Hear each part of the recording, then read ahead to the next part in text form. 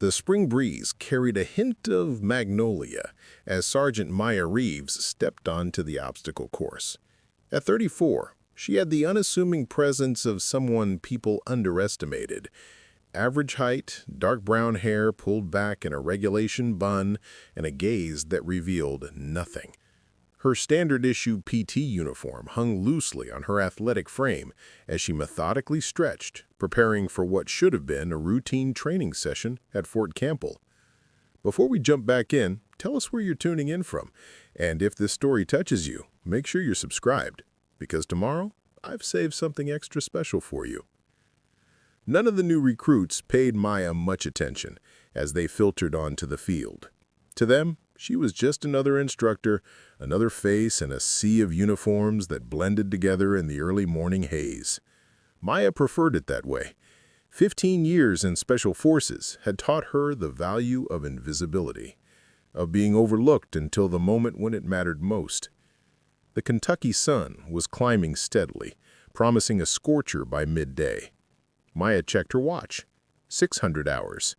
She'd been on base since 400 hours, running her own training regimen that would make most of these fresh-faced recruits collapse in exhaustion. But no one needed to know that. She was here for one purpose only, to evaluate the hand-to-hand combat readiness of the newest batch of soldiers, particularly her younger sister, Elena. "All right, listen up," barked Command Sergeant Major Jackson, his voice carrying across the field with practiced authority. "Today's assessment will determine who among you has the mental and physical fortitude to advance to specialized combat training. This isn't a game. This isn't for show. This is about survival." Maya stood quietly at the edge of the gathering, watching as Elena straightened her shoulders and lifted her chin.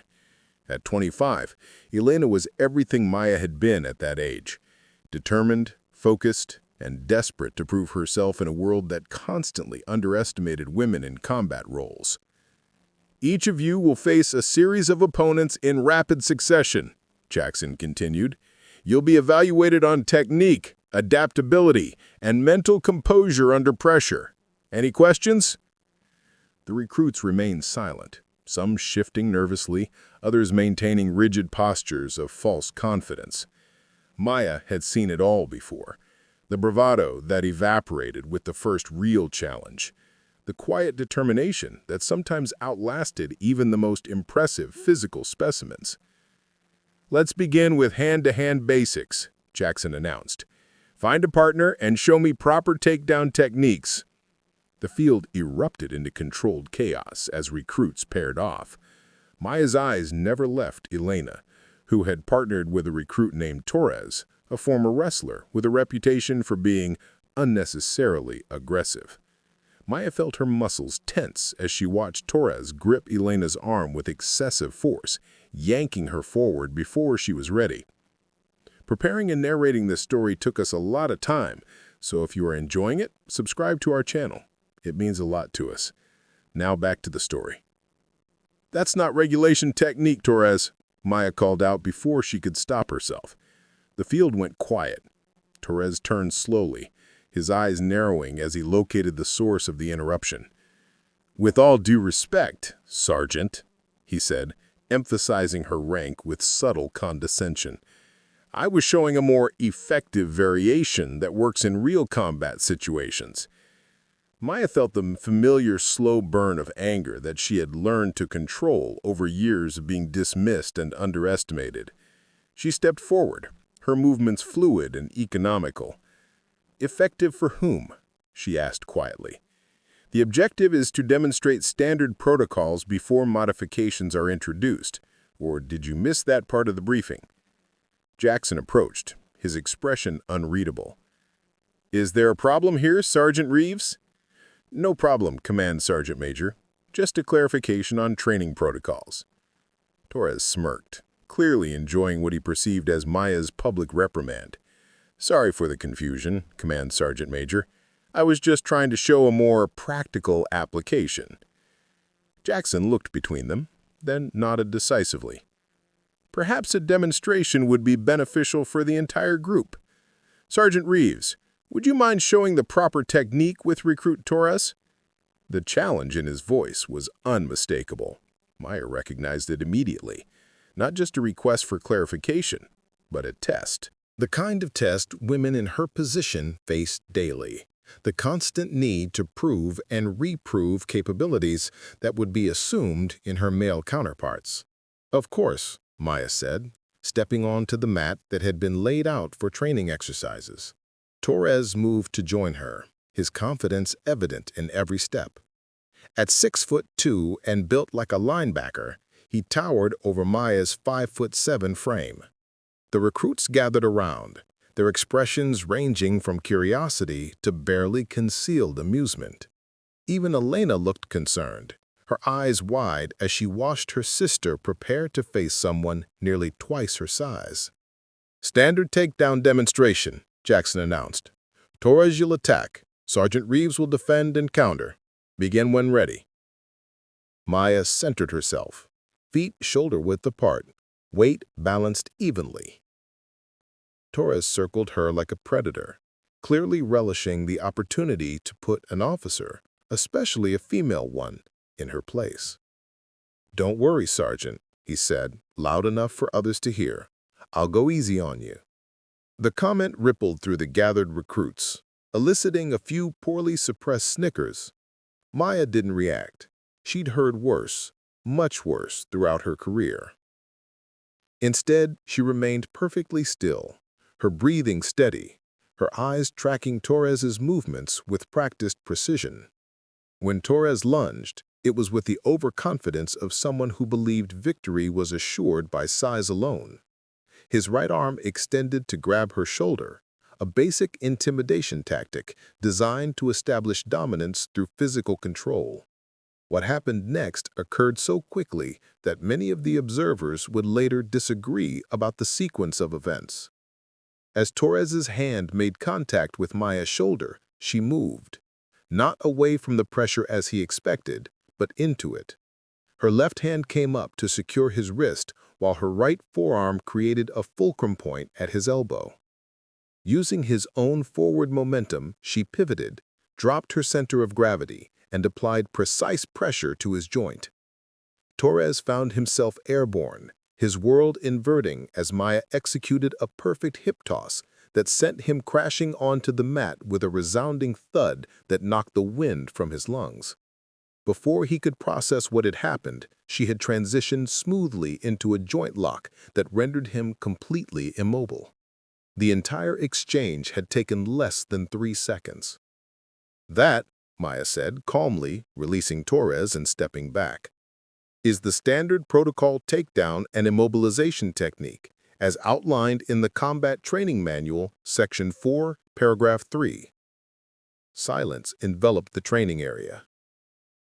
Torres lay on the mat, his face flushed with a combination of pain, embarrassment, and dawning respect. Jackson's expression remained neutral, but Maya caught the slight nod of approval. "Well demonstrated, Sergeant Reeves. Now, who can tell me what elements made that technique effective?" Before anyone could respond, a loud voice cut through the moment. "That was a fluke," announced Staff Sergeant Miller as he approached from the edge of the field. "Torres wasn't prepared. No offense, Sergeant Reeves, but a real combatant wouldn't go down that easily."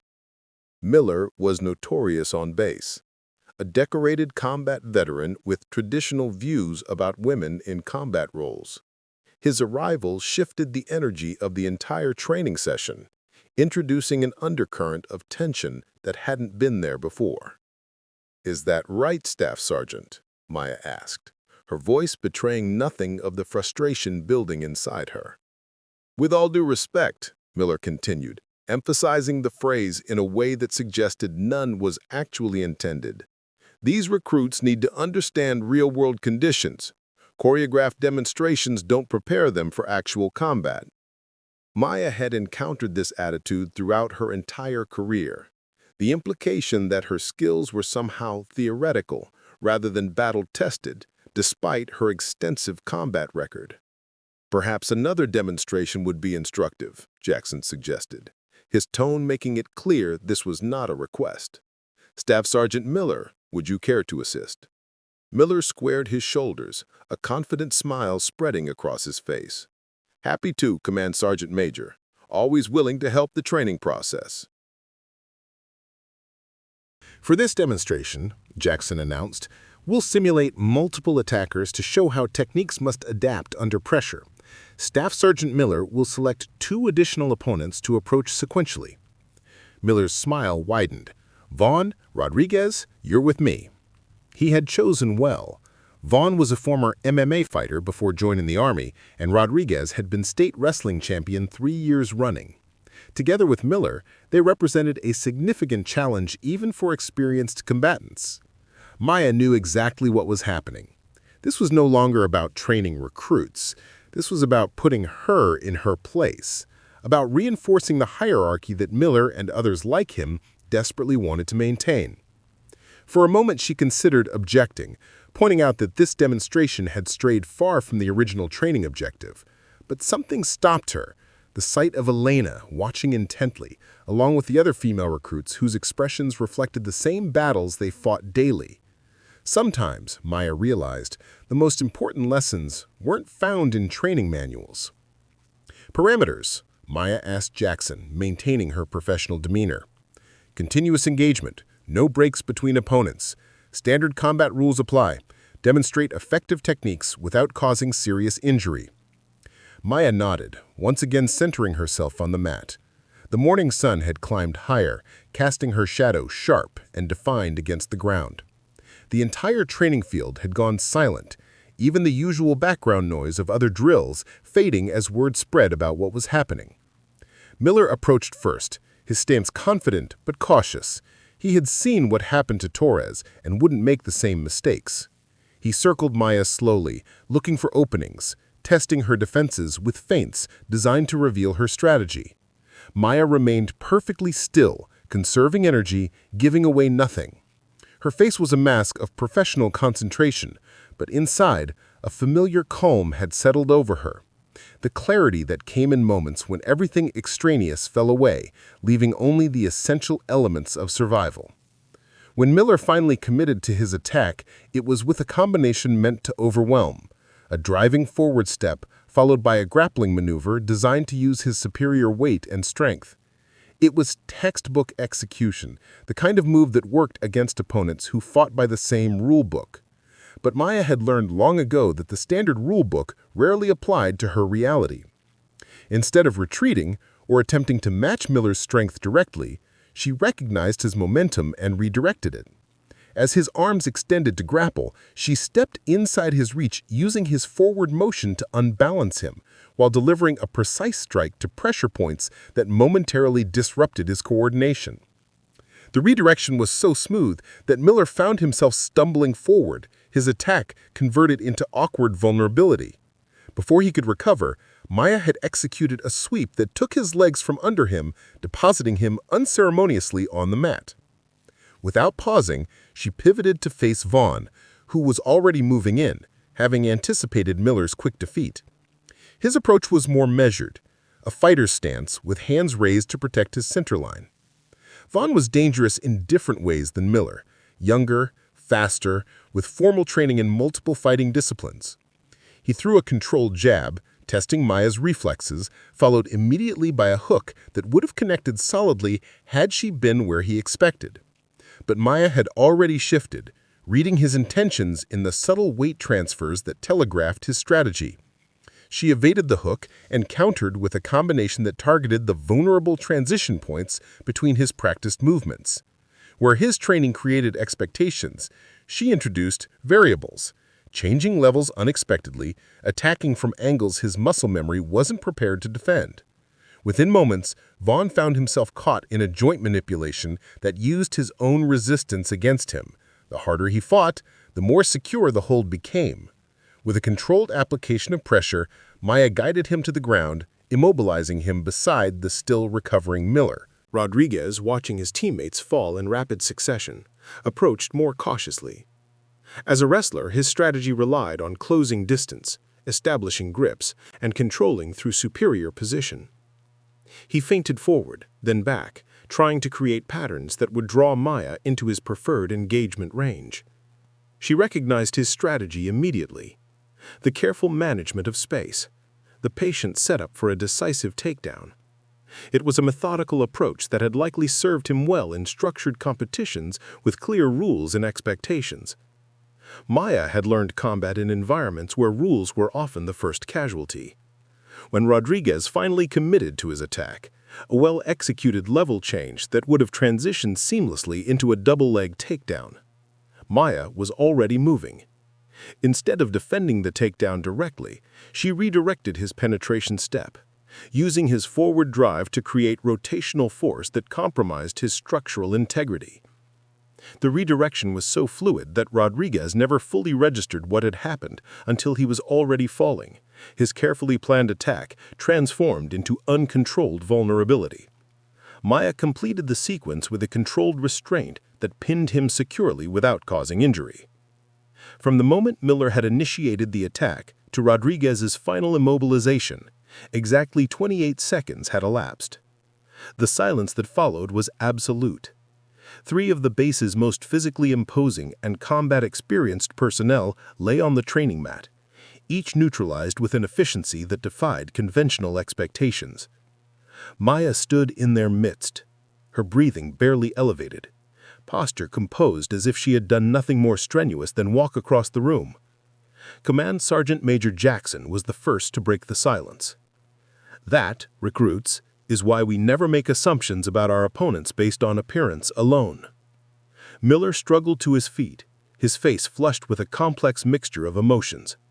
Embarrassment, certainly, but also a dawning respect that he was clearly struggling to reconcile with his preconceptions. "How?" he began, then stopped, reformulating his question. "Where did you learn to fight like that, Sergeant?" Maya's expression remained neutral, though something flickered briefly in her eyes, a shadow of memories that she usually kept carefully contained. "That information is classified, Staff Sergeant," she replied quietly. The response created a ripple of murmurs among the recruits. Classified combat training wasn't common knowledge, and it implied experience and deployment histories well beyond standard service. As the recruits began discussing what they'd witnessed in excited whispers, Maya caught Elena's gaze across the field. Her sister's expression held a mixture of pride and newfound understanding, a realization that perhaps there were depths to Maya's military service that she had never fully comprehended. Jackson approached Maya, speaking quietly so only she could hear. "That wasn't in any training manual I've ever read, Sergeant Reeves." "No, Command Sergeant Major, it wasn't," Maya acknowledged. Jackson studied her for a moment. "Report to my office at 1400 hours. There are some things we should discuss." "Yes, sir," Maya replied, recognizing both the order and the unspoken message behind it. As Jackson moved away to continue the training session, Miller approached Maya, his initial hostility replaced with genuine curiosity. "Sergeant Reeves," he said, his voice lacking its earlier condescension, "I owe you an apology. I made assumptions that were clearly unwarranted." Maya regarded him for a moment. "Assumptions get people killed in combat, Staff Sergeant. That's why we train, to replace assumptions with accurate assessments." Miller nodded, accepting both the rebuke and the lesson embedded within it. "I'd be interested in learning some of those techniques if you're ever in a position to share." "That would depend on several factors beyond my control," Maya replied, toning softly. "But I appreciate the interest." As the training session reorganized, returning to its originally scheduled activities, Elena made her way to Maya's side. "That was incredible," she said quietly. "I knew you were good, but I had no idea." Maya squeezed her sister's shoulder briefly. "Focus on your training, Elena. That's why you're here." "But what Jackson said about reporting to his office, are you in trouble?" Elena's concern was evident. Maya shook her head. "Not trouble, just questions that I may need to answer sooner than I expected." As they parted, Maya realized that her carefully constructed facade of anonymity had been irreparably cracked. The demonstration had revealed capabilities that couldn't be explained by standard training, and in a military environment, anomalies were always investigated. For years she had maintained her cover as an ordinary combat instructor, keeping her specialized background classified even from her family. She had built a quiet life around the careful management of others' perceptions, appearing competent but unremarkable, skilled but not exceptional. In less than 30 seconds, that carefully maintained illusion had been shattered. And deep down, Maya knew that the consequences were just beginning to unfold. As she walked across the training field toward the barracks, she could feel the weight of dozens of eyes following her, curious, respectful, and suddenly very aware of her presence. The invisible woman had become visible, and there was no going back. Maya moved through the barracks with purpose, aware of the whispers trailing in her wake. News traveled fast on a military base. By now, everyone from the mess hall staff to the commanding officers had likely heard about the morning's demonstration. She entered her quarters, closing the door behind her and allowing herself a moment of quiet reflection. The clock on her nightstand showed 1100 hours, 3 hours until her meeting with Jackson. Time enough to prepare, to decide how much of her past she was willing to reveal and what needed to remain buried.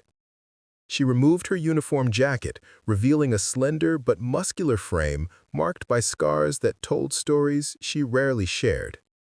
A knock at her door interrupted her thoughts.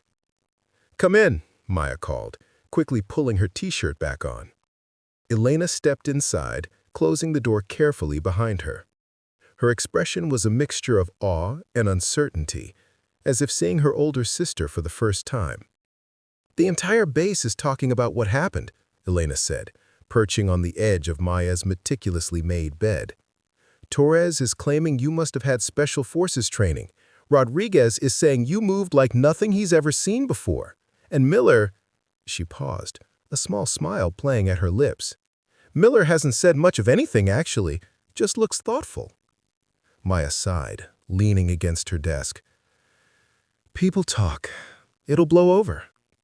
"Will it?" Elena challenged, her voice gentle but insistent. "Maya, I've known you my whole life, and I've never seen you move like that. It was like—" She searched for words. "Like watching water flow around obstacles. No wasted energy, no hesitation." Maya studied her sister, weighing her response. Elena had always been perceptive, even as a child. Now, as a soldier in her own right, she was developing the situational awareness that could make her exceptional if given the chance. Everyone has skills they don't showcase. Today just happened to be a day when mine were necessary. Elena shook her head, not accepting the deflection. "This isn't about showing off. This is about you having abilities that don't match your service record, at least the parts I know about." She leaned forward. "Maya, what aren't you telling me? What weren't you telling any of us?" The question hung in the air between them, laden with years of carefully maintained secrecy. Maya had joined the army at 18, following in their father's footsteps. Elena had grown up with the sanitized version of her sister's military career. Deployments to standard locations, conventional advancement through the ranks, nothing that would cause worry or raise questions. Maya turned to the window, looking out at the training fields where new recruits were running drills under the midday sun. She'd been one of them once, young and idealistic, believing that excellence was all it would take to be accepted. She'd learned differently, painfully, repeatedly. "Elena," she said quietly, "knowing certain things wouldn't make your life better or your training easier. Sometimes knowledge is a burden, especially in places like this where perception can determine opportunity." Elena stood, crossing the small room to stand beside her sister. Respect that's forced isn't respect at all. It's compliance based on fear or intimidation. That's not what I want. What do you want? The question caught Maya off guard. It had been years since anyone had asked her that. Years since she'd allowed herself to consider it. "I want to serve effectively," she answered, falling back on the safe response. Elena crossed her arms. "That's not an answer. That's a recruitment poster. I'm asking what Maya Reeves wants, not what Sergeant Reeves is supposed to say." The challenge in her voice was so familiar. It was the same tone their mother had used when cutting through excuses, demanding truth even when it was uncomfortable. "I want to be judged by my actions and abilities, not by preconceptions," Maya admitted finally. I want to create space for soldiers like you to advance based on merit, rather than conformity to outdated expectations. Then why hide what makes you exceptional? Because exceptionality is a double-edged sword. Maya replied, memories surfacing of isolation, suspicion, and the crushing weight of being simultaneously too much and never enough. Standing out means becoming a target for resentment, for extra scrutiny, for the kind of attention that rarely leads to advancement. Elena considered this, her expression thoughtful. So instead, you've been playing a long game, slowly changing perceptions from within rather than challenging them openly. Something like that, Maya acknowledged, though today wasn't exactly part of the plan. What happens now? Elena asked. After Jackson's meeting. Maya shrugged, maintaining a casualness she didn't feel. I'll answer his questions. Things will move forward. What if he wants to know about your training, about where you learned to fight like that? Then I'll navigate that conversation as required, Maya replied, her tone making it clear the discussion was approaching its conclusion. Elena nodded, respecting the boundary. Just promise me one thing. What's that? Whatever happens next, don't disappear again, Elena said, her voice soft but intent. When you came back from your last deployment, you were different, closed off, like parts of you never made it home. She placed her hand on Maya's arm. I missed my sister. The simple honesty of the statement struck deeper than any interrogation could have. Maya felt the carefully constructed walls around her past waver. I promise, she said finally. No more disappearing. After Elena left, Maya sat at her desk and pulled out a small notebook from a locked drawer. Inside were codes and contact numbers that hadn't been used in years, contingencies for situations she had hoped would never arise. Now, staring at the faded ink, she wondered if the time had come to reactivate dormant connections. Her phone buzzed with a text message from a number she didn't recognize. Office 237, East Wing, 1300 hours. Before Jackson. Maya stared at the message, her mind cycling through possibilities. The East Wing housed intelligence operations, a section of the base she had carefully avoided since her return to standard service. Someone there had noticed this morning's incident and wanted a private word before her official meeting with Jackson. This complicated matters. One demonstration of skills could be explained away as exceptional but standard training. Questions from intelligence suggested deeper scrutiny, the kind that might lead to files even she didn't have clearance to access anymore. At precisely 1300 hours, Maya stood outside Office 237, her uniform immaculate, her expression revealing nothing of the calculations running behind her calm exterior. She knocked twice, waiting for permission to enter. Come in, Sergeant Reeves. The voice was female, authoritative, and vaguely familiar. Maya opened the door to find Colonel Diane Harper sitting behind a utilitarian desk, a tablet in front of her displaying what appeared to be personnel files. Harper was a legend in her own right, one of the first women to achieve her rank in intelligence operations, with a reputation for thoroughness that bordered on the supernatural. Colonel, Maya acknowledged, closing the door behind her and standing at attention. At ease, Sergeant, Harper said, gesturing to the chair opposite her desk. Have a seat. We have matters to discuss before you meet with Jackson. Maya sat, maintaining perfect posture, her hands resting lightly on her knees. May I ask what this is regarding, ma'am? Harper smiled thinly. I think we both know the answer to that. Operative Whisker. The code name hit Maya like a physical blow. No one had called her that in over 3 years, not since the operation in Tajikistan that had ended her specialized service. That name was supposed to be redacted from all but the most classified files. I'm not familiar with that designation, Colonel, Maya responded, falling back on protocol. Harper leaned forward, closing the tablet case. Let's not waste each other's time, Sergeant. This morning's incident activated certain flags in our monitoring systems. 3 highly trained combatants subdued in under 30 seconds using techniques consistent with program protocols that officially don't exist. She paused. Sound familiar?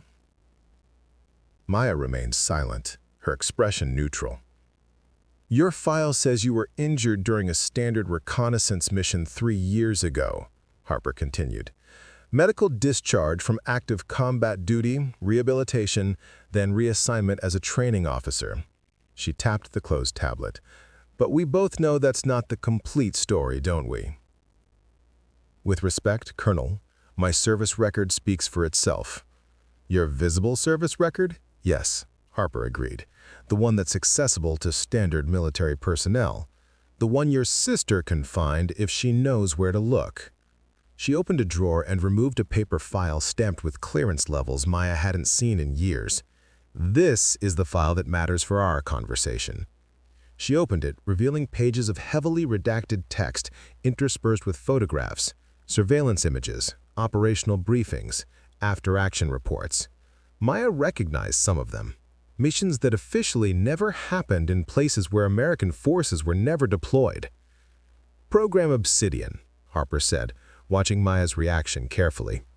Initiated in 2014, operational until 2021. Small unit tactical specialists with enhanced training beyond conventional special forces. Deployment in high-risk extraction scenarios, counterintelligence operations, and specialized neutralization of emerging threats.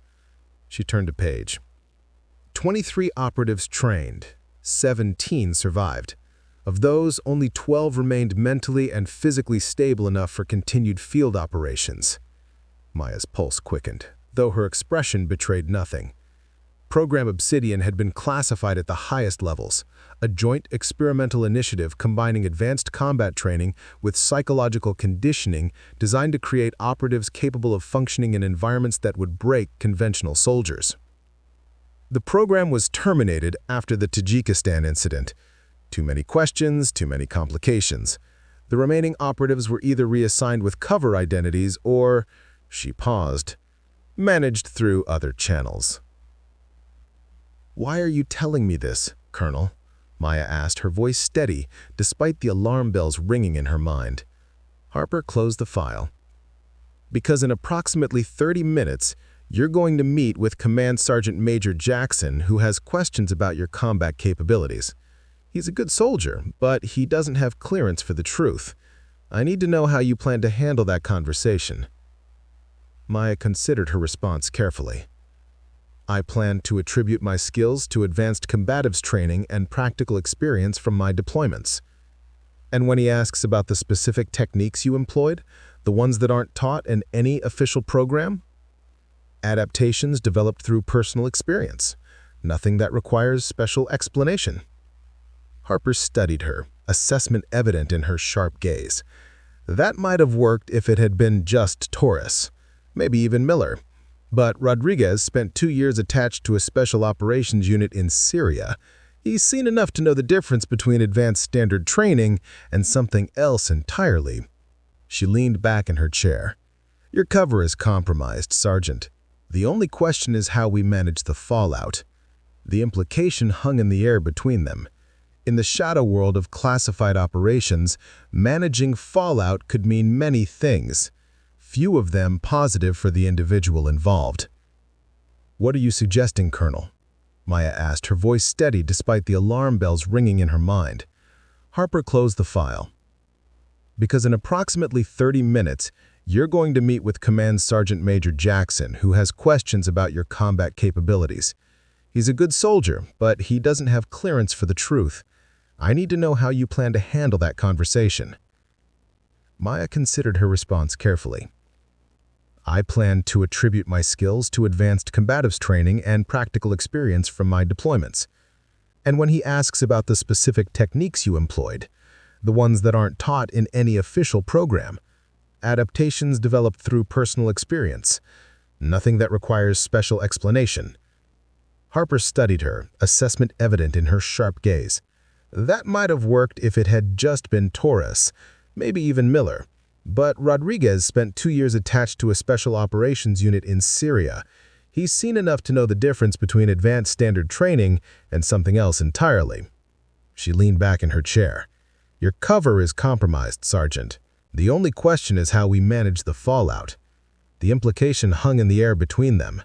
In the shadow world of classified operations, managing fallout could mean many things, few of them positive for the individual involved. What are you suggesting, Colonel? Maya asked, her voice steady despite the alarm bells ringing in her mind. I'm suggesting that we have an opportunity, one that might serve both our interests. I'm listening. Harper stood, moving to a map mounted on the wall that displayed current deployments across global theaters. Program Obsidian was terminated, but the needs it addressed haven't disappeared. If anything, they've become more pressing as conventional warfare evolves into something more complex. She turned back to face Maya. We're developing a new initiative, more transparent than Obsidian, but with similar objectives, creating specialized operatives capable of functioning in environments where conventional forces cannot. Maya felt a coldness spreading through her chest. And you want me to join this initiative? I want you to help lead it, Harper corrected. Your combat abilities are exceptional, but it's your psychological resilience that makes you truly valuable. 17 of your peers survived the physical aspects of Obsidian. Only 12 maintained psychological stability. You were among the most successful at integrating your training without compromising your fundamental identity. The assessment struck uncomfortably close to truths Maya had been avoiding. The program had broken something in many of its participants, the line between operational necessity and personal conscience, the ability to return from the darkness they were trained to enter.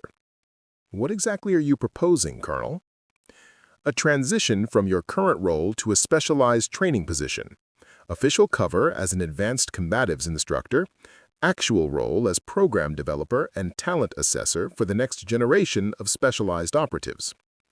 Maya processed the offer, looking for the hidden catches, the unstated costs. And if I decline?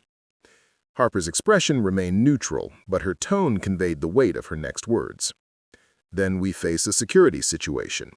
Your demonstrated abilities have raised questions that require answers. Without an official explanation, those questions will continue, potentially exposing aspects of Program Obsidian that remain classified at the highest levels. The threat was clear, if diplomatically delivered. Either Maya cooperated with Harper's new initiative, or her past would become an administrative problem requiring resolution. How much time do I have to consider this offer? Maya asked. You have until your meeting with Jackson. I need to know whether I'm making a call to provide him with a cover story or whether you'll be handling that conversation on your own. Maya stood, her decision already forming, not because of Harper's implied threats, but because of the promise she had made to Elena. No more disappearing. Perhaps it was time to integrate the fragmented pieces of her identity, the skilled operative and the dedicated sister, the shadow warrior and the visible leader. I'll take the position, Maya said, her voice steady. On 2 conditions. Harper raised an eyebrow. You're not really in a position to make demands, Sergeant. I'm always in a position to make choices, Colonel, Maya replied, something dangerous flickering behind her composed expression. Including choices about how much of my past experiences I share with your new initiative. The reminder that Maya possessed knowledge that even Harper's files might not contain shifted the power dynamic. What are your conditions? Harper asked after a moment's consideration. First, I maintain my connection to standard training operations. Whatever specialized role you envision, I continue working with regular recruits in some capacity. Harper nodded. Acceptable and potentially useful for identification of candidates. And the second condition? My sister receives fair and unbiased evaluation throughout her training. No preferential treatment, but no additional obstacles either. You think we'd sabotage a promising recruit because of personal connections? I think military politics can create collateral damage, Maya replied evenly. I want your assurance that Elena's career will be judged solely on her merits." Harper studied her for a long moment before nodding. "Agreed to both conditions. Report to this office tomorrow at 0800 for initial briefing on your new responsibilities." She paused. "As for Jackson, I'll make a call. You'll be advised to maintain discretion about your specialized training while being cleared to serve as an advanced instructor." Maya nodded once, a soldier acknowledging orders. "Will that be all, Colonel?" "For now," Harper replied, her tone suggesting this was merely the beginning of a much longer conversation. "Dismissed, Sergeant." As Maya exited the intelligence wing, her phone buzzed with a message from Jackson's office. "Meeting rescheduled for tomorrow, 900 hours. Stand by for updated assignment briefing." Harper had already made her call, setting in motion whatever cover story would explain Maya's abilities without revealing the full truth of Program Obsidian. The pieces were being arranged, the narrative constructed. By tomorrow, there would be an official explanation for what the recruits had witnessed this morning, one that satisfied curiosity without inviting deeper questions. Maya walked across the base, feeling the afternoon sun on her face, aware of the subtle shift in how others regarded her. The invisible woman had become visible, but not fully transparent. There would still be shadows, still be secrets, but perhaps fewer walls between the compartmentalized aspects of her identity. Near the obstacle course, she spotted Elena running drills with her unit, her movements precise and focused. Maya paused to watch, pride mingling with a renewed sense of purpose. Whatever came next, whatever Harper's new initiative entailed, it would be in service of creating a military where soldiers like Elena could advance based on merit rather than conformity. The path forward wouldn't be simple or straightforward. The shadows of Program Obsidian still lingered, along with questions about what had really happened in Tajikistan. But for the first time in 3 years, Maya felt herself moving toward integration rather than further fragmentation. As if sensing her presence, Elena looked up, catching Maya's eye across the field. She gave a small nod, acknowledgement and encouragement in one subtle gesture. Maya returned it, a silent promise reaffirmed. No more disappearing. Whatever came next, she would face it fully present, bringing together all the aspects of herself that circumstances had forced her to keep separate. The warrior and the teacher, the sister and the survivor, all parts of a whole that was finally ready to emerge from the shadows. The morning air at Fort Campbell carried the crisp edge of early autumn as Maya made her way to Colonel Harper's office. The base was already alive with activity, training exercises, equipment maintenance, the perpetual rhythm of military life continuing uninterrupted. But beneath the familiar routine, Maya sensed subtle changes. Eyes followed her progress across the quad, conversations paused as she passed, and even senior officers gave her a slightly wider berth than before. Word had spread. The quiet training sergeant was something else entirely, something worthy of both respect and caution. Maya entered the intelligence wing precisely at 0800 hours, her uniform immaculate, her mind clear. Whatever Harper had planned, Maya intended to approach it with the same focused preparation that had kept her alive through Obsidian's darkest operations. Colonel Harper wasn't alone. Seated across from her desk was a man Maya had never expected to see again, Master Sergeant James Calloway, her former team leader during the specialized training phase of Program Obsidian. In his mid-40s now, Calloway's weathered face showed additional lines and a new scar traced his left jawline, but his eyes remained the same, calm, calculating, perpetually assessing. "Sergeant Reeves, I believe you already know Master Sergeant Calloway." Maya maintained her professional composure, though the sight of Calloway had triggered a cascade of memories, training scenarios that pushed human endurance beyond conventional limits, operations in unnamed locations, the brotherhood and sisterhood forged in environments where trust meant survival. "Master Sergeant," Maya acknowledged, keeping her tone neutral. "It's been some time." 3 years, 2 months, Calloway replied, a hint of warmth breaking through his professional demeanor. "Good to see you still maintaining your edge, Whisper." The old code name no longer felt like an intrusion. Coming from Calloway, it was a recognition of shared history rather than a manipulation tool. Please, sit. We have much to discuss and limited time before your meeting with Jackson. Maya took the offered chair, glancing between Harper and Calloway. I didn't realize Master Sergeant Calloway would be involved in this new initiative. Few things happen in specialized training without my knowledge, Sergeant, Calloway said with the barest hint of a smile. Old habits. Harper opened a digital file on her tablet. Master Sergeant Calloway has been instrumental in developing the framework for what we're calling Program Artemis. Unlike Obsidian, which operated entirely in the shadows, Artemis will have an officially recognized component, advanced specialized training for selected personnel with appropriate clearance and psychological profiles. And the unofficial component? Maya asked, already knowing there would be one. Harper's expression remained neutral. Let's focus on what concerns you directly.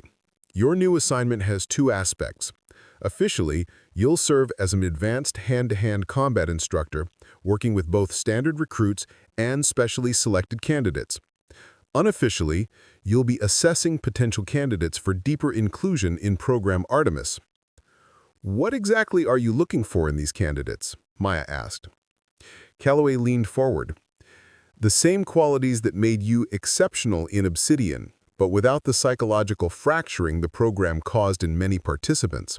Adaptive thinking under extreme pressure. Ethical reasoning that remains intact even when protocols break down. Physical capabilities that can be enhanced through specialized training rather than genetic selection. The last phrase caught Maya's attention.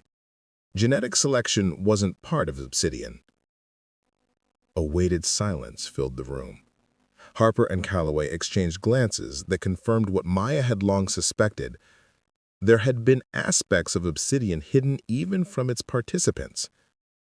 Artemis takes a different approach, Harper said finally, redirecting the conversation. We're looking for naturally gifted individuals whose abilities can be refined rather than fundamentally altered. Maya processed this information, considering its implications. And my role specifically? Initial assessment, Calloway replied. You'll help identify candidates who demonstrate potential beyond conventional metrics. Those who pass your evaluation will proceed to specialized training under a joint team of instructors, including myself. What happens to those who don't pass my evaluation? They continue with standard advanced training, Harper said. No career penalties, no negative marks in their files. Not everyone is suited for specialized operations, and we've learned the hard way that forcing square pegs into round holes creates dangerous outcomes. Maya thought of the Obsidian operatives who hadn't maintained psychological stability, the breakdowns, the incidents that required containment, the lives permanently altered by training that pushed beyond human limits. And what about my sister? Maya asked directly. Where does she fit into this equation?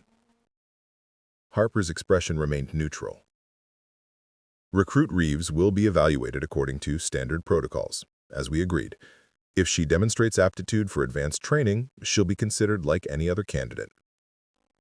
By you, Calloway added, watching Maya carefully. You'll be part of her evaluation team if she reaches that stage. We believe your personal connection will ensure fairness rather than compromise objectivity. Maya considered this, searching for hidden manipulations. I want full transparency about Program Artemis before I evaluate anyone. I need to know exactly what these recruits are being selected for. You'll receive comprehensive briefing materials after your meeting with Jackson, Harper assured her. For now, here is what you need to know for that conversation. She handed Maya a folder with official Army letterhead. Your updated service record, reflecting specialized training that explains yesterday's demonstration without revealing classified operations. Maya opened the folder, scanning its contents. The narrative was cleverly constructed: advanced training with multinational special operations teams, specialized combat instruction from private military contractors during sanctioned cross-training exercises. Nothing that would raise red flags with Jackson, but enough to explain skills beyond standard military training. "This is effective immediately," Harper continued. "Jackson has already been advised that your record has been updated with previously restricted information due to your new training assignment." Maya closed the folder. "And he accepted this explanation?" "Military bureaucracy is a wonderful thing," Harper replied with the ghost of a smile. "Officers are conditioned to accept that information becomes available on a need-to-know basis. Jackson needed to know, so now he knows, exactly as much as we want him to." The manipulation was elegant in its simplicity, leveraging the hierarchical nature of military information control. Maya had seen it before. The careful management of perceptions that allowed classified programs to operate in plain sight, hidden behind procedural technicalities and administrative barriers. "If there are no further questions about your cover," Harper said, glancing at her watch, "we should proceed to operational details of your new assignment." For the next 45 minutes, Harper and Calloway outlined the framework of Program Artemis, its objectives, operational parameters, and Maya's specific responsibilities.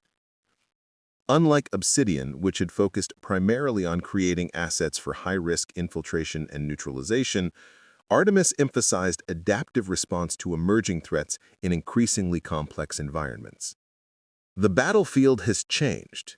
It's no longer just physical terrain, but information spaces, psychological domains, and technological infrastructure. We need operatives who can navigate all these dimensions simultaneously. As the briefing concluded, Maya felt clarity and uneasiness. The program's objectives were ethically defensible, creating specialized capabilities to address genuine threats, but she remained cautious about methods and execution. Obsidian had begun with similar justifications before evolving into something darker. "Your meeting with Jackson is in 10 minutes, Harper noted. "Do you have any final questions before you go?" Maya considered carefully. "Just one. What really happened in Tajikistan?" The question landed like a stone in still water, creating ripples of tension. Tajikistan had been her final mission with Obsidian, an extraction operation that went catastrophically wrong, resulting in multiple casualties and her own medical discharge. But the official record had always felt incomplete, fragments missing from the narrative she'd been provided. "That's not relevant to your current assignment," Harper replied, her tone cooling noticeably. "I disagree," Maya countered. "If I'm evaluating candidates for a program similar to Obsidian, I need to understand what actually happened when the previous program failed. Tajikistan was the breaking point, the operation that led to Obsidian's termination." Calloway and Harper exchanged glances again, a silent communication passing between them. "Tajikistan was complicated," Calloway said finally. "The intelligence was compromised from the beginning. The extraction target wasn't who we thought they were. I figured that much from the ambush. What I don't understand is why the operation wasn't aborted when initial parameters proved false."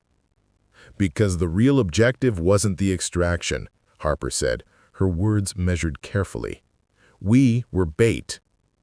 "Not exactly," Harper hedged.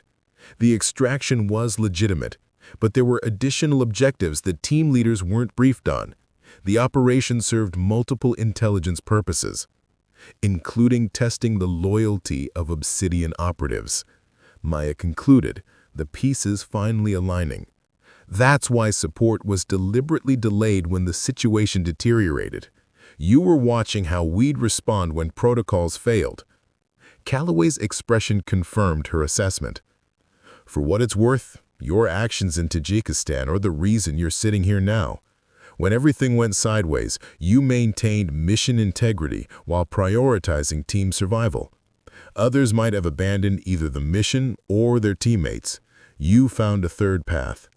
Maya absorbed this, memories of that harrowing operation resurfacing, the impossible choices, the injuries that had nearly killed her, the decisions she'd made when all options seemed equally catastrophic. "That's why Artemis is different," Harper added. perhaps sensing Maya's growing anger. No more testing loyalty through manufactured failures. No more treating our own people as experimental subjects. The program has oversight beyond military intelligence, with ethical guardrails that Obsidian never had. Written guarantees? Maya asked. In your briefing package, Harper confirmed. Along with the names of civilian oversight committee members you can contact directly if you witness violations of program parameters. Maya stood, processing everything she'd learned. I'll review the materials before making final commitments beyond today's meeting with Jackson. Fair enough. Report back here after your meeting to collect your full briefing package and assignment details. As Maya turned to leave, Calloway spoke once more. For what it's worth, Whisper, I fought to bring you into this. Not just because of your skills, but because you never lost yourself when others did. That's what these recruits need to see, that it's possible to develop extraordinary capabilities without sacrificing your humanity in the process. The unexpected affirmation lingered with Maya as she made her way to Jackson's office. Perhaps there was truth in Calloway's assessment. Perhaps her greatest achievement in Obsidian hadn't been the missions she'd completed, but the core identity she'd managed to preserve through it all. Command Sergeant Major Jackson was waiting when she arrived, his office reflecting the ordered precision of his military career. Awards and commendations arranged with geometric exactness, desk clear of unnecessary items, even the pens aligned at perfect angles. Sergeant Reeves, he greeted, gesturing to the chair across from his desk. Thank you for your punctuality. Maya sat, maintaining the professional demeanor expected of a non-commissioned officer meeting with the superior.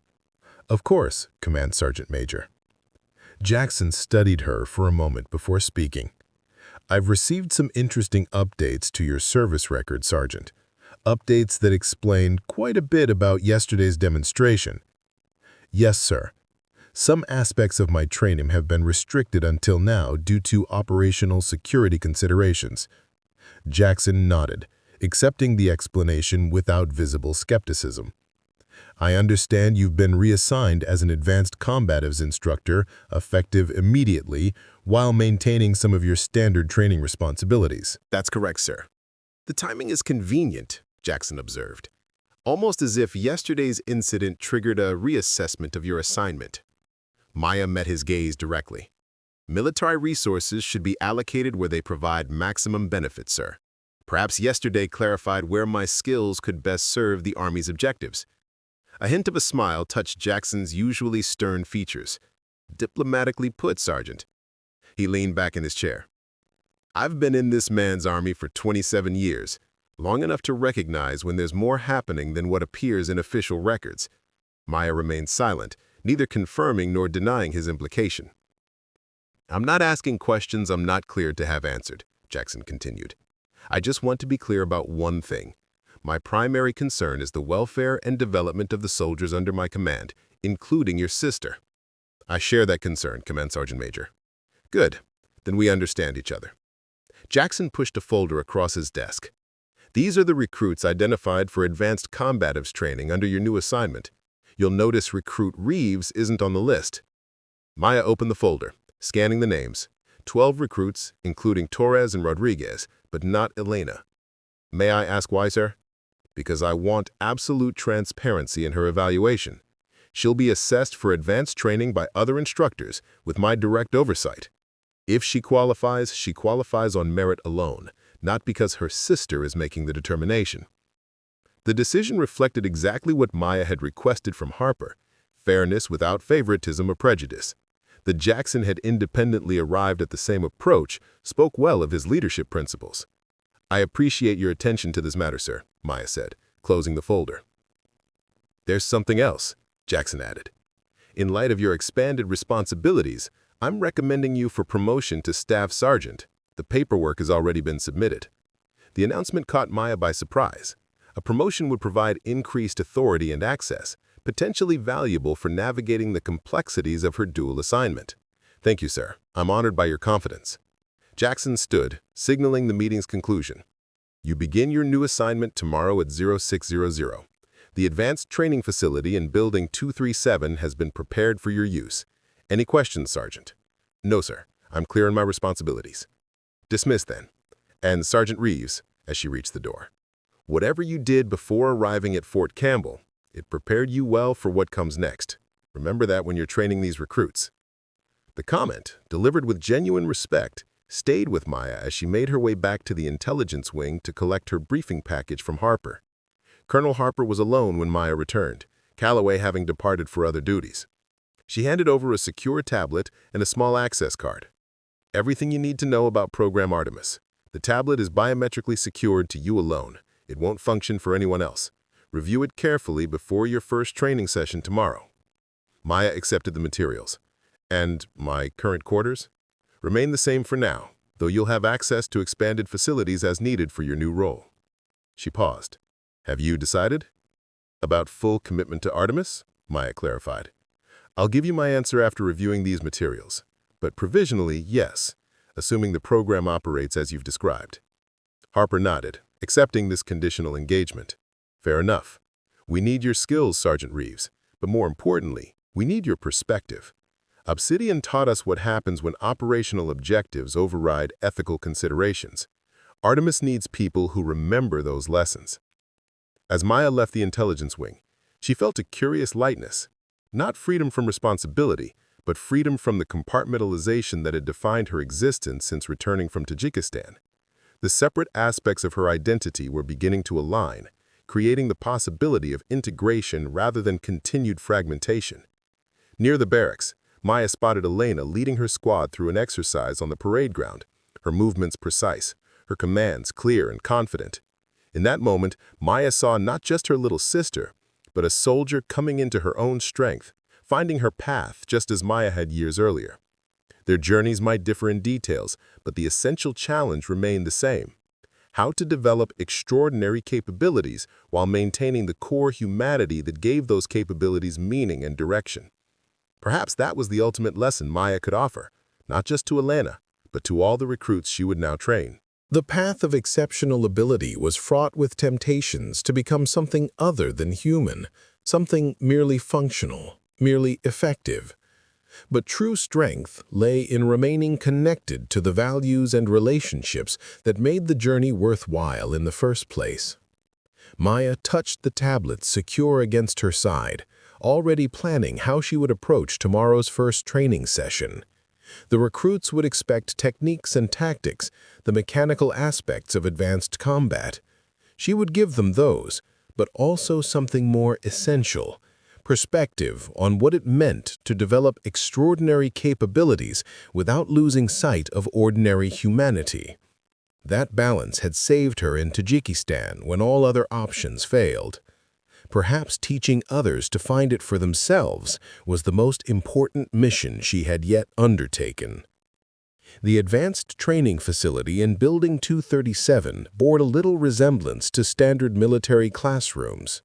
The open space featured impact-absorbing flooring, minimal equipment, and walls lined with observation mirrors that Maya suspected concealed recording equipment. At 0545, she arrived to prepare for her first session, mentally organizing the approach she'd developed after reviewing the Program Artemis materials. The tablet Harper had provided contained comprehensive details, psychological profiles of selected candidates, training protocols with flexibility for instructor adaptation, and ethical guidelines with civilian oversight mechanisms that hadn't existed in Obsidian. Maya found herself cautiously optimistic about the program's structure, though experience had taught her to reserve final judgment until she saw implementation in action.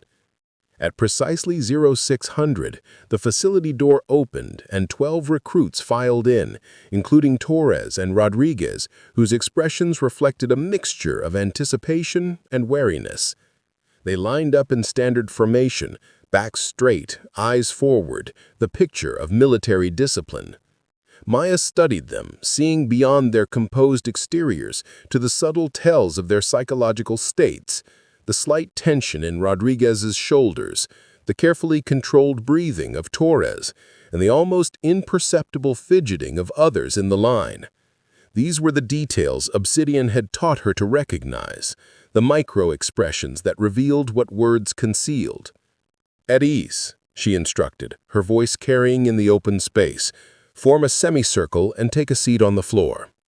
The unusual command created a moment of hesitation before the recruits complied, settling into a loose formation facing her. Maya remained standing, allowing the silence to extend until she sensed their growing discomfort. "You've been selected for advanced combatives training," she began finally. "But before we discuss techniques, we need to establish foundations. The most important weapon you possess isn't your body, it's your mind." She moved to the center of their semicircle. "Combat isn't primarily physical, it's psychological. Your body is simply the instrument through which psychological advantage manifests." Torres shifted slightly, clearly wanting to speak but restraining himself. Maya nodded in his direction. "You have a question, Torres?" "With respect, Sergeant," he said, surprise evident in his voice at being called out despite making no obvious signal. "We've all had basic psychological training in standard combat preparation. I thought this was advanced physical techniques." Maya smiled slightly. "You've been trained to recognize that psychology matters in combat. That's not the same as understanding how to weaponize psychological awareness." She looked around the circle. "What you witnessed 2 days ago wasn't primarily about physical capability. It was about psychological dominance established before physical engagement began." Rodriguez leaned forward, genuine curiosity replacing his earlier wariness. "You knew you would win before anyone moved." "I knew I would prevail," Maya corrected. "Winning implies a competition with rules. Combat has consequences, not scores." She began walking slowly around the outside of their circle. "Each of you has been selected because you've demonstrated exceptional physical aptitude and psychological resilience. But those qualities alone don't create elite operators. What separates standard soldiers from specialized assets is perception, the ability to see what others miss and interpret what you see accurately." Maya stopped behind Torres. "Stand up," she instructed. When he complied, she continued. 2 days ago, Torres approached me with confidence born from physical advantage. His psychological assessment of the situation was fundamentally flawed." She turned to Torres directly. "What was your primary mistake?" Torres considered carefully before answering. "I assumed physical superiority guaranteed tactical advantage." "Close," Maya acknowledged. "Your mistake was making assumptions at all. You didn't perceive, you projected. You saw what you expected to see, rather than what was actually present." She gestured for Torres to sit again. "This is your first lesson, and it applies beyond combat situations. Perception precedes action. Accurate perception creates possibility. Flawed perception creates vulnerability." For the next 30 minutes, Maya led them through perception exercises that Obsidian had developed, identifying micro-expressions in opponents, recognizing deception indicators, reading body language under stress.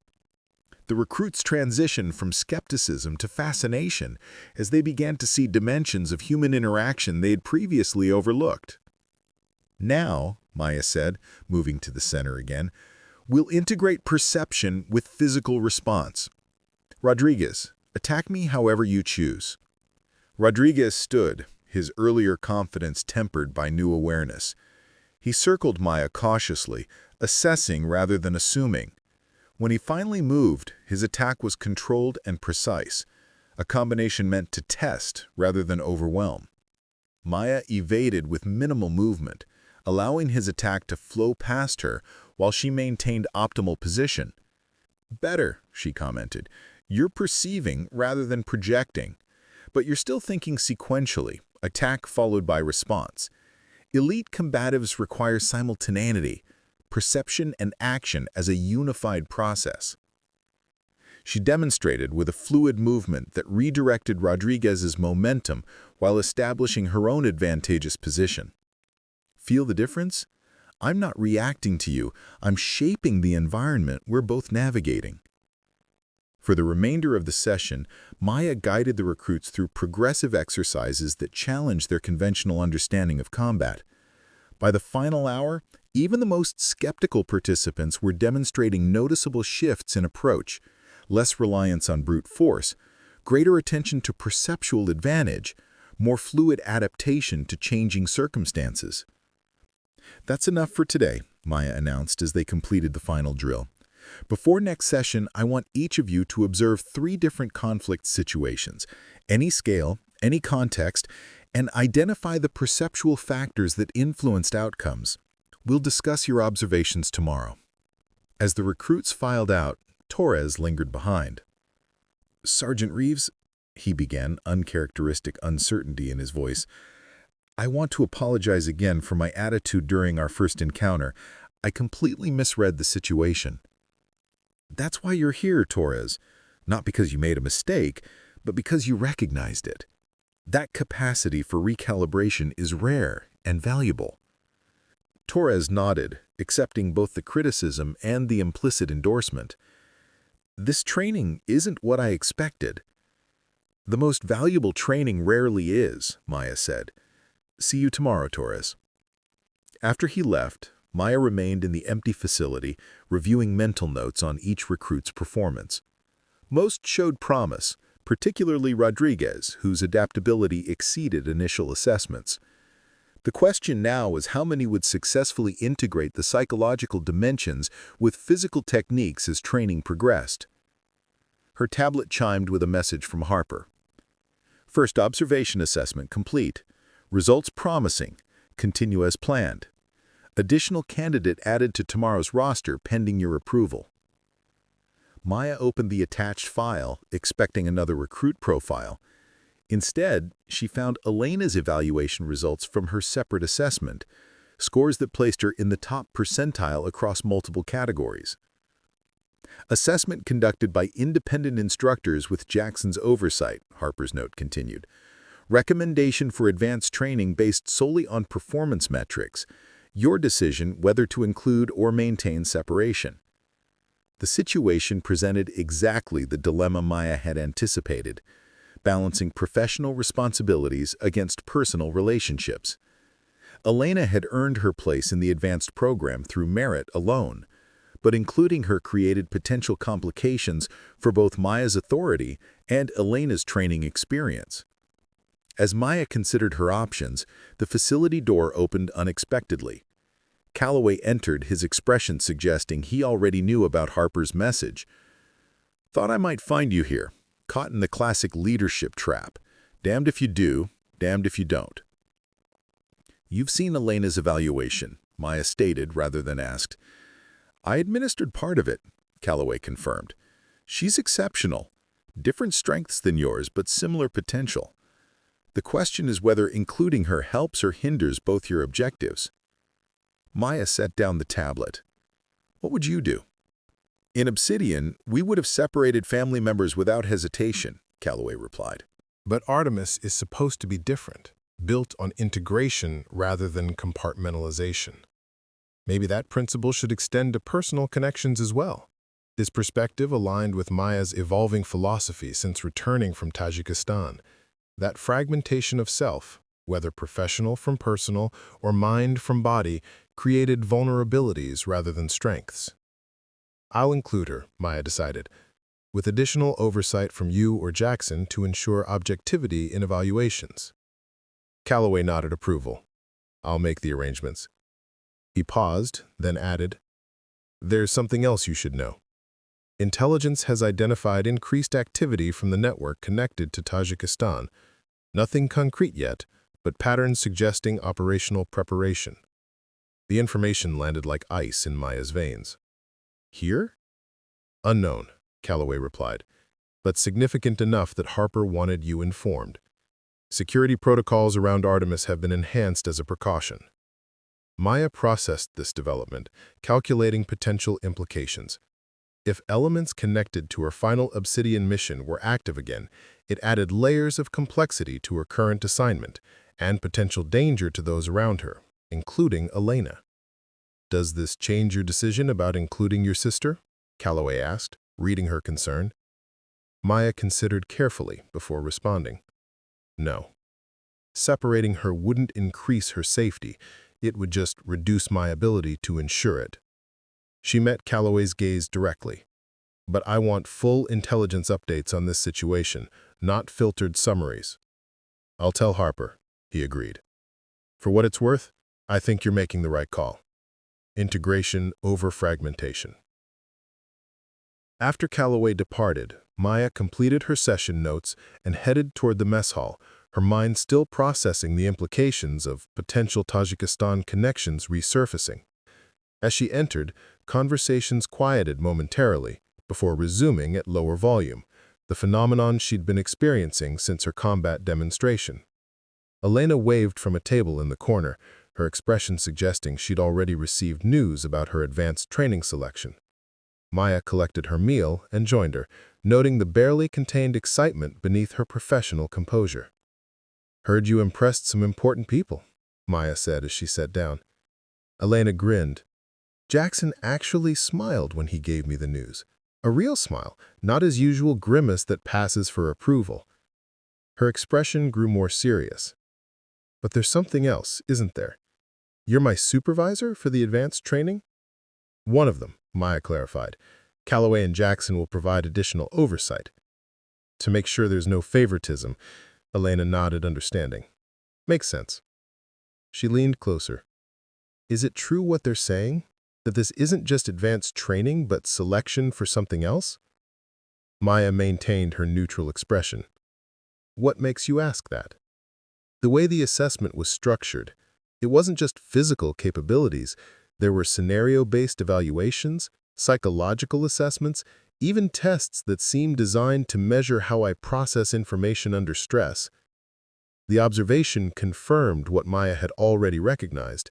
Elena possessed the perceptual acuity that Artemis sought in potential operatives. The question was whether that made her an ideal candidate or placed her at unacceptable risk.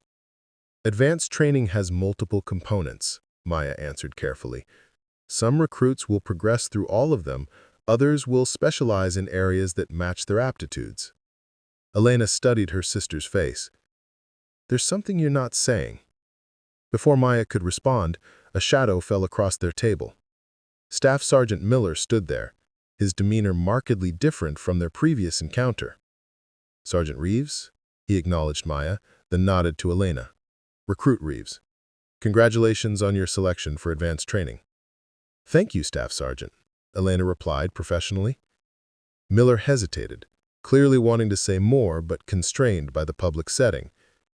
"If I could have a word in private, Sergeant," he said finally to Maya, "when convenient." "I'll find you after meal," Maya assured him, curiosity piqued by the unusual request. As Miller departed, Elena raised her eyebrows questioningly. "That's new. Last week he barely acknowledged your existence, and now he's seeking private conversations?"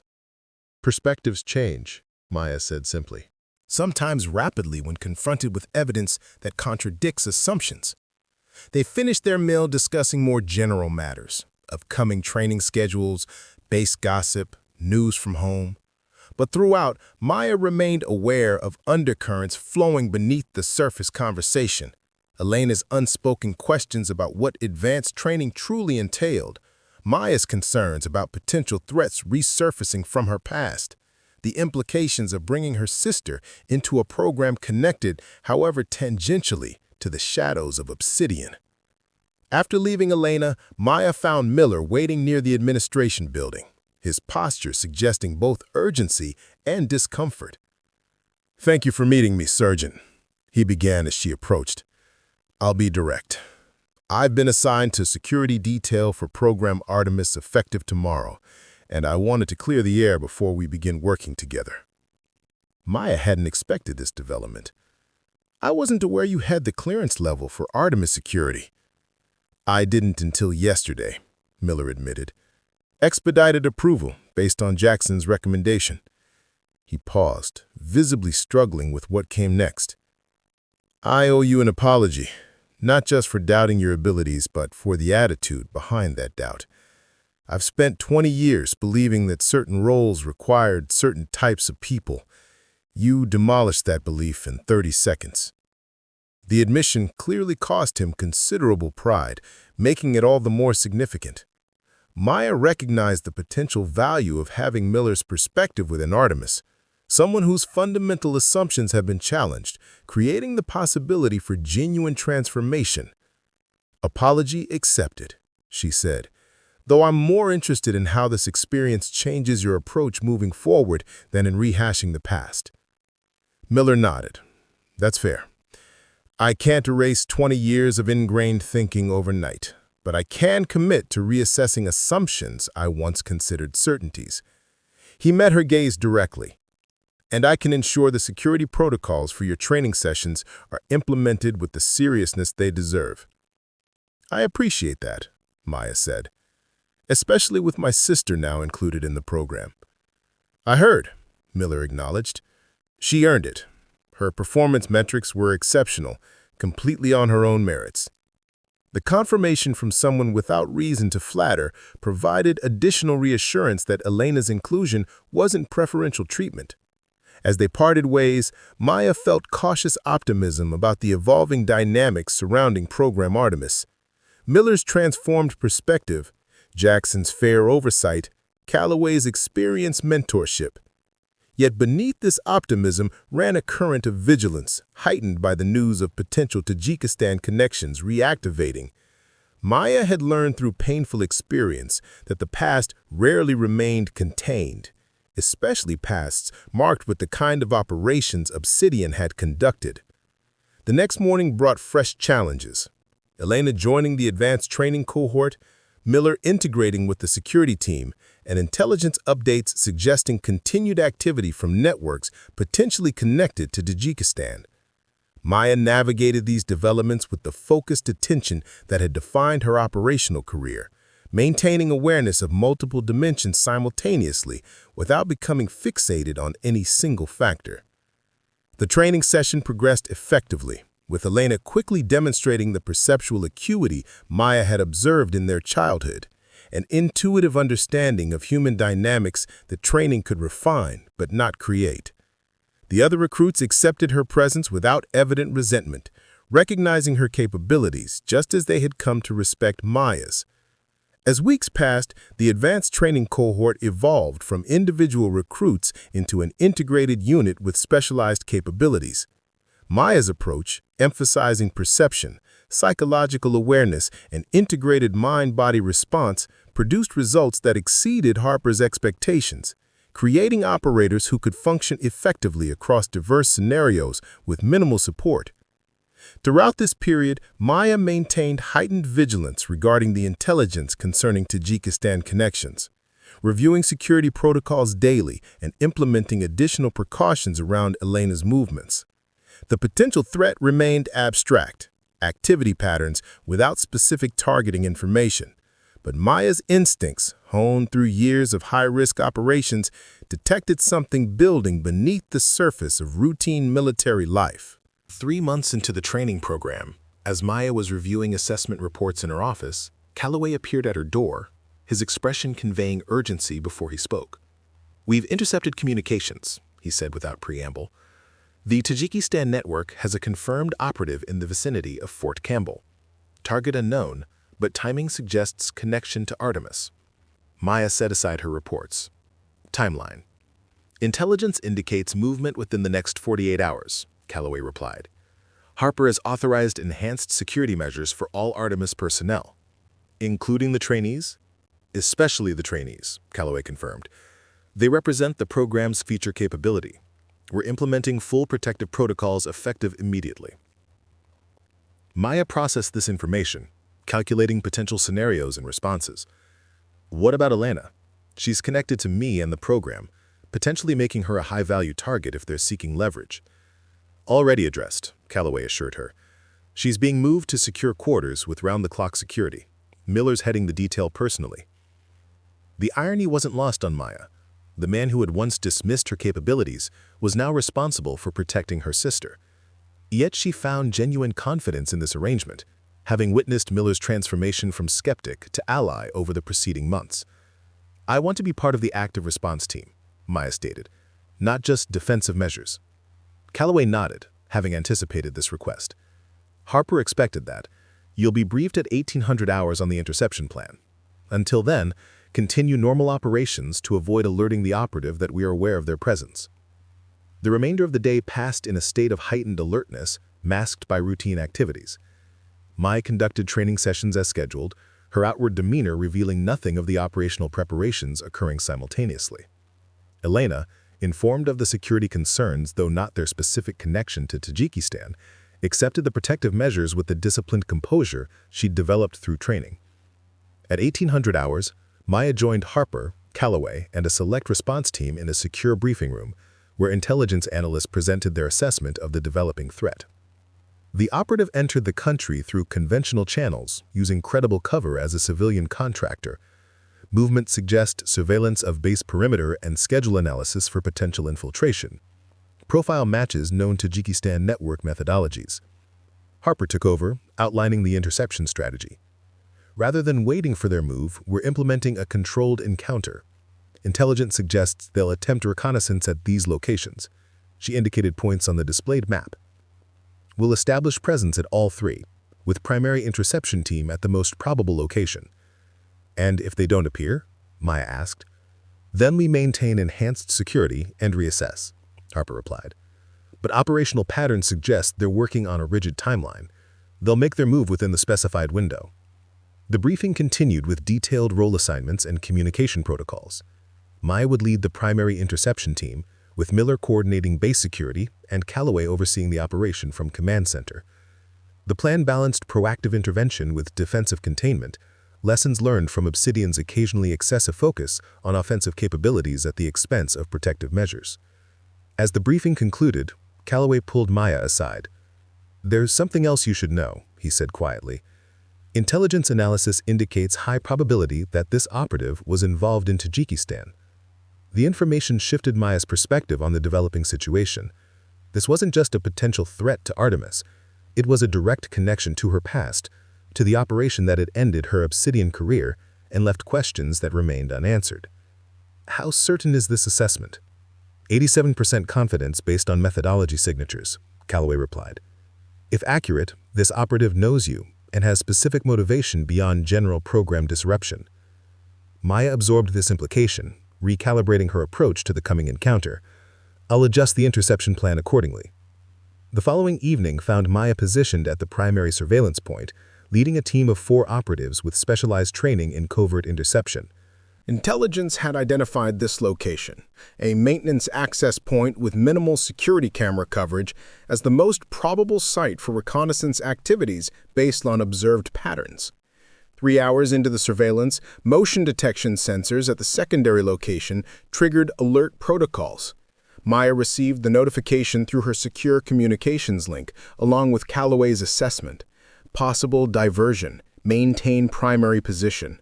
Minutes later, her team's perimeter sensors detected movement approaching their location, a single individual moving with a controlled precision that marked professional training rather than casual passage.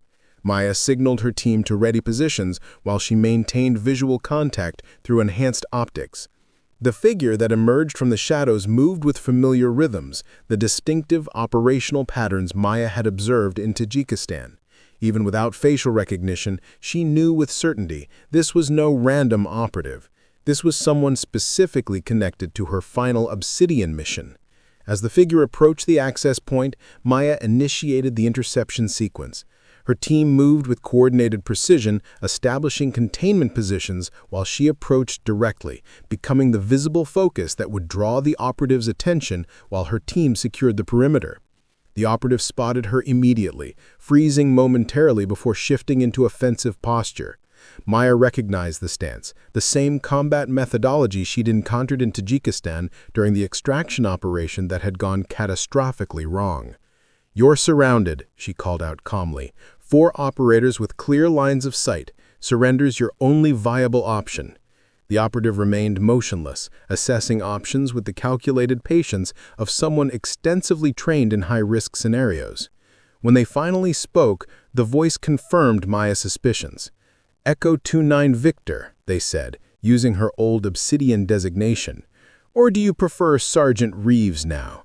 Maya maintained her position, neither advancing nor retreating. Your knowledge of that designation confirms my suspicions about your connection to Tajikistan. Not just connected, I was there. When your team entered the kill box and when support was deliberately delayed, I watched everything unfold exactly as planned.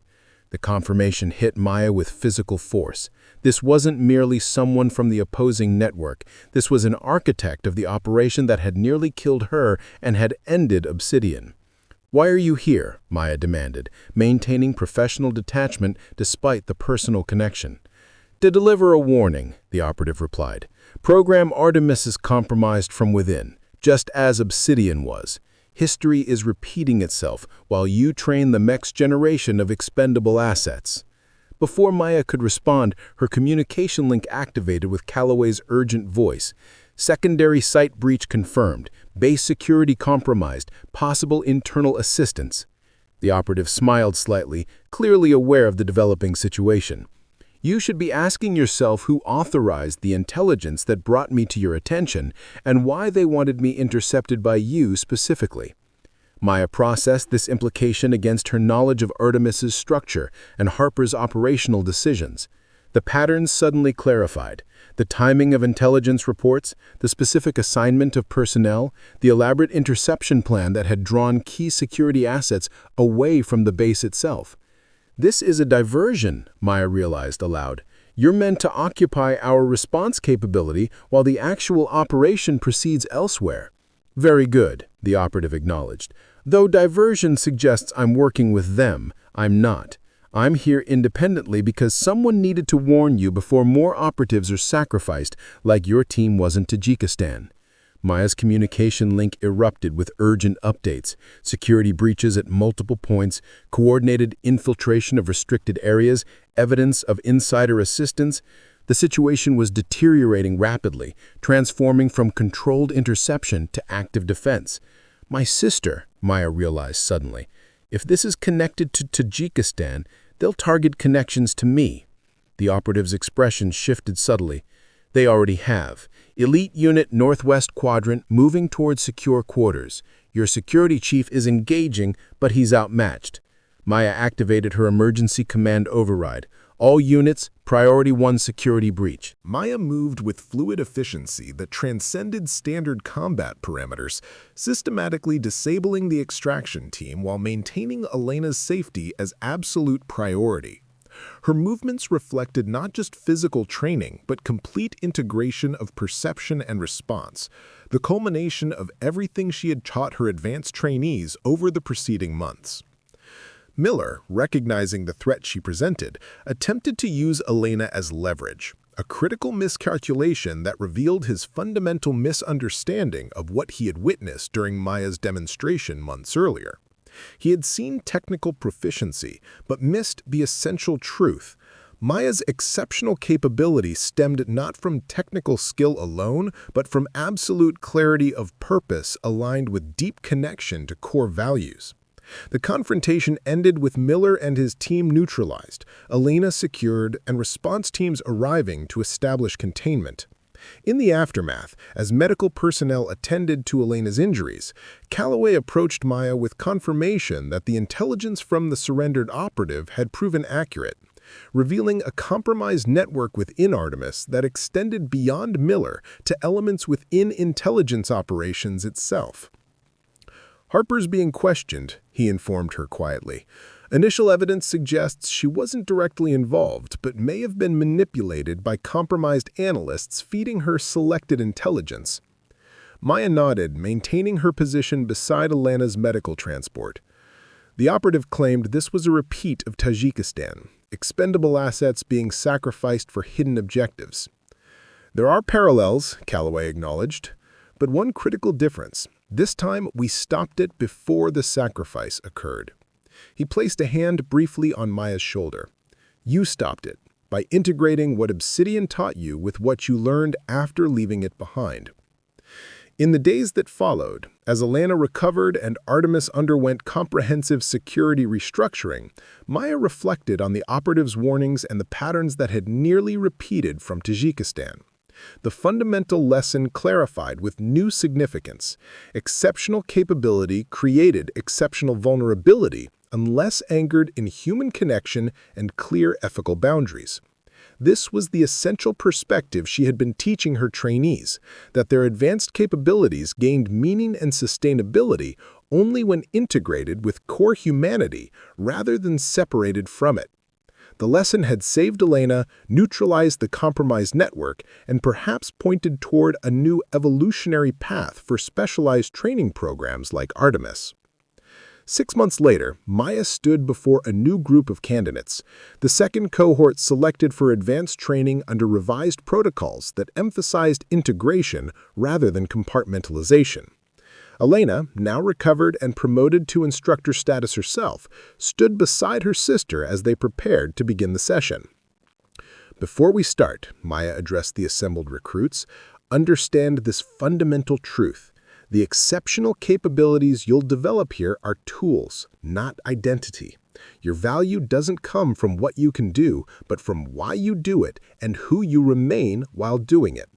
She looked at each candidate in turn, seeing both potential and vulnerability in their attentive faces. The most dangerous moment in your development isn't when you fail, it's when you succeed so completely that you forget the human connections that give that success meaning. As the training session began, Maya caught Elena's eye across the facility, a silent acknowledgement of shared understanding that transcended words. The path they walked remained challenging, the capabilities they developed still exceptional, but they moved forward with the integrated awareness that had proven more powerful than any technique or tactic. They had become visible without becoming vulnerable, exceptional without becoming isolated, powerful without becoming corrupted by that power. And in that balance lay not just survival, but genuine strength, the kind that changed systems rather than being changed by them.